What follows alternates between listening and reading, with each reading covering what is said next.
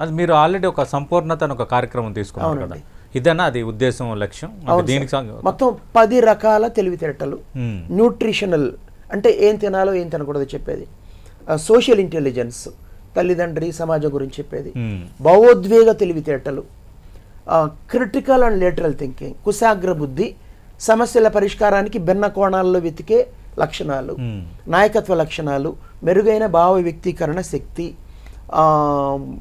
గణన తెలివితేటలు, digital intelligence, interpersonal intelligence, ఇలా మొత్తం 10 రకాల స్కిల్స్తో ఇంటెలిజెన్స్తో కూడిన సంపూర్ణత అన్న విద్యా విధానాన్ని మా పాఠశాలలో ప్రవేశపెట్టాము. ఓకే, మాధవరెడ్డి గారు ఆల్రెడీ ఇప్పుడు అమర్నాథ్ గారి సంపూర్ణతని ఇప్పుడు ఆ 10 ఒక కార్యక్రమం పెట్టుకున్నారు, ఒక 10 ఇష్యూస్తో. మీరు ఇందాక అన్నారు అంటే విద్యా విధానం మారాలని, అంటే ఎలాంటి విద్యా విధానం రావాలని, అంటే ఇప్పుడు ఆల్రెడీ ఎడ్యుకేషన్కి సంబంధించి ఒక ప్యాటర్న్లోకి వచ్చేసాం. అంటే స్కోర్ అంటే మార్క్స్, గ్రేడ్స్, లేదంటే ఈ ర్యాంకులు హడావడి 1 1 1 2 2 2 అంటే పిల్లలు కూడా ఐఐటి నీటు వీటిల్లో ఇంకా తల్లిదండ్రులు కూడా పెట్టేస్తున్నారు. ఎందుకంటే ఏ ఉద్యోగం వస్తుందో రాదో ఇప్పుడు నుంచి పెడితేనే వాడు రేపొద్దున అది రీచ్ అవుతాడన్న ఒక ధోరణికి వచ్చేసారు.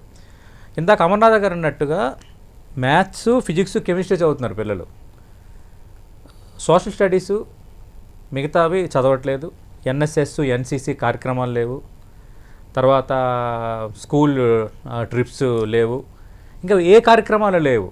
స్కూల్లో ఎస్బీఎల్ అంటే మేము ఉంటున్నప్పుడు ఉండేది, అంటే ఒక క్లాస్ టీచర్ ఒక క్లాస్కి ఒక లీడ్ పాయింట్ లాగా. ఇప్పుడు అవేమీ లేవు, అంటే నాయకత్వ లక్షణాలు ఏమీ లేని పరిస్థితి.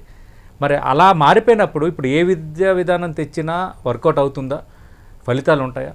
అంటే ప్రభుత్వమే ఇంకా మోడల్లో ఉన్నప్పుడు, మోడల్ ఎంకరేజ్ చేస్తున్నప్పుడు మేమేమంటున్నాం అంటే వందే మాతరం ఫౌండేషన్ అక్షరవనం అని 20 సంవత్సరాల నుంచి లెర్నింగ్ మెథడాలజీ మీద మేము రీసెర్చ్ చేస్తున్నాం. అంటే విద్యార్థి యొక్క సమగ్ర వికాసానికి ఏమేమి అవసరమని.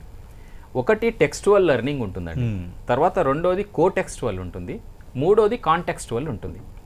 టెక్స్టువల్ లెర్నింగ్ ఇప్పుడు చెప్పిన ఫిజిక్స్ కెమిస్ట్రీలు అవి బై హ్యాడ్ చేయడము, ఎగ్జామ్ రాయడము, మార్కులు, సర్టిఫికేట్ తెచ్చుకోవడం.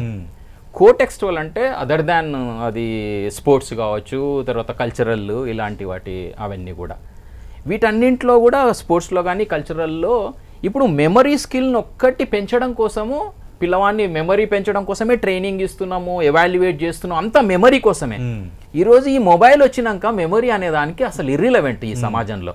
కాబట్టి మెమరీతో పాటు పిల్లవానికి coordination, cooperation, team work, spontaneous response, తర్వాత క్రిటికల్ థింకింగ్, రకరకాల స్కిల్స్ అవసరం. ఆ రకరకాల స్కిల్స్ అన్నీ కూడా కాంటెక్స్టువల్ లెర్నింగ్లోనే వస్తాయి. మేము అక్షరవనంలో పిల్లలు 5th క్లాస్ నుంచి ఆ పిల్లవానికి లెర్నింగ్ బై డూయింగ్, పిల్లలు చేయడం ద్వారా నేర్చుకుంటారు.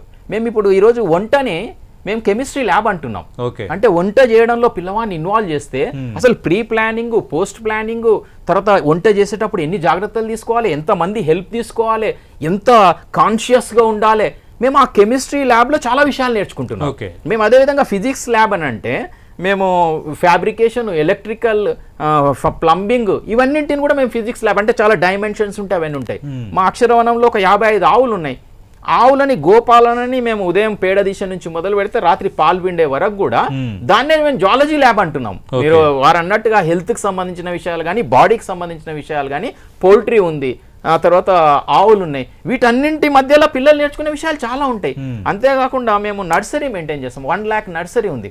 అసలు ఒక చిన్న పౌచ్ తీసుకొని అందులో ఎలాంటి సాయిల్ వేసి, దానికి మెన్యూర్ ఏమేసి, చిన్న సీడ్ వేసినా, చిన్న గ్రాఫ్టింగ్ పెట్టినా కూడా వితిన్ 6 monthsలో ఆ ప్లాంట్ పెరిగే దాంట్లో విద్యార్థిని ఇన్వాల్వ్ చేస్తే అది ఎక్కువ ఎండ్ వస్తే మొక్క పెరగదు, తక్కువ షేడింగ్కు పెడితే పెరగదు, ఎక్కువ నీళ్లు పోస్తే పెరగదు, తక్కువ నీళ్లు పోస్తే పెరగదు. ఇలాంటి కాంటెక్స్టువల్ తర్వాత మన అమ్మమ్మ, నానమ్మ, సమాజము ఒక్కొక్క కాంటెక్స్ట్లో ఇప్పుడు ఆ ఉపాధ్యాయుడు తీసుకున్నది ఏంది, ఆ కాంటెక్స్ట్ని తీసుకొని తను గుంజీలు తీయడం ద్వారానన్నా విద్యార్థి లోపల మార్పు వస్తుందని. మేము జరిగినప్పుడు కూడా మా తెలుగు టీచర్ మునియప్ప సార్ అని ఉండే, అప్పుడున్న కాంటెక్స్ట్లో అప్పుడు ఏదో మన డౌరీకి సంబంధించి వరకట్నం మీద చాలా నడుస్తున్నప్పుడు ఒక నాటిక వేయించిండు ఆ వరకట్నం మీద.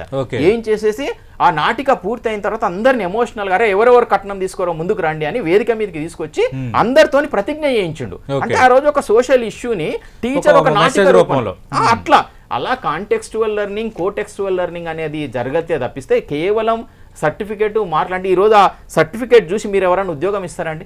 ఈరోజు ఆ సర్టిఫికేట్ చెత్త పుట్టకు కూడా పనికిరాదు. అందరు తల్లిదండ్రులు ఏమనుకుంటారంటే మా పిల్లలు ఏసీ రూమ్ లో కూర్చొని చెక్ల మీద సిగ్నేచర్ పెట్టాలనుకుంటారు. ఈ రోజు చెక్కులు తీసుకునే వాళ్ళు లేడు, అంటే పని చేసి చెక్కులు తీసుకునే వాళ్ళు లేడు, అందరు చెక్కులు రాసే వాళ్ళే అయినరు.